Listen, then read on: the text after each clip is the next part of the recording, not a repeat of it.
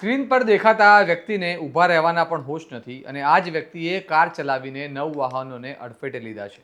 આ ઘટના અમદાવાદના શીલજ રાંચરડા હાઈવે પર બની છે, જ્યાં નશામાં ધૂત વ્યક્તિએ લોકોના જીવને જોખમમાં મૂકી બેફામ ગાડી ચલાવી અને ગંભીર અકસ્માત સર્જ્યો છે.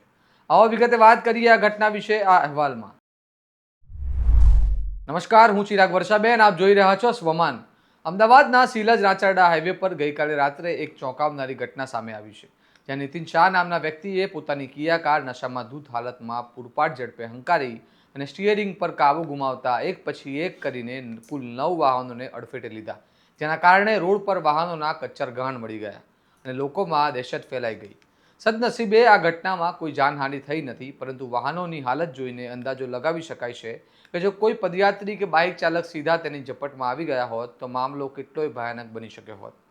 ઘટના બાદ સ્થળ પર લોકોનું ટોળું ભેગું થયું. તરત જ પોલીસને જાણ કરવામાં આવી અને એમ ડિવિઝન ટ્રાફિક પોલીસે આરોપીને કબજામાં લઈને કાયદેસરની કાર્યવાહી શરૂ કરી છે. પરંતુ આ ઘટનાએ ફરી એક વખત દારૂબંધી અને કાયદો વ્યવસ્થાની હકીકત પર મોટો સવાલ ઊભો કર્યો છે, કારણ કે નશામાં ધૂત હાલતમાં રસ્તા પર દોડતી કાર માત્ર એક વ્યક્તિનો ગુનો નથી, પરંતુ સમગ્ર તંત્ર માટે ચેતવણી સમાન છે. ગુજરાતમાં સતત વધી રહેલા હિટ એન્ડ રનના બનાવો નાગરિકોમાં ડરનો માહોલ ઊભો કરી રહ્યા છે. લોકો હવે રસ્તે નીકળતા પર ચિંતિત થાય છે કે ક્યાંય કોઈ બેફામ ડ્રાઈવર તેમની જિંદગી પર જોખમ ન ઊભું કરી દે.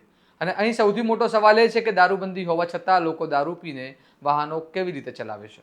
હવે જોવાનું રહ્યું કે આ કેસમાં પોલીસ અને તંત્ર કેટલું કડક વલણ અપનાવે છે અને શું આ ઘટનાથી એક મજબૂત સંદેશ જશે કે રસ્તા પર બેફામ ડ્રાઇવિંગ કરનારા માટે કાયદો એક સરખો છે. આ મામલે તમારું શું મંતવ્ય છે તેમને કમેન્ટ બોક્સમાં જણાવો. આવા વિગતવાર અને વિશ્લેષણાત્મક સમાચાર માટે સ્વમાનની ચેનલને લાઇક કરો, આ વિડીયોને શેર કરો અને સબસ્ક્રાઇબ કરો. જોતા રહો તમારું સ્વમાન. નમસ્કાર.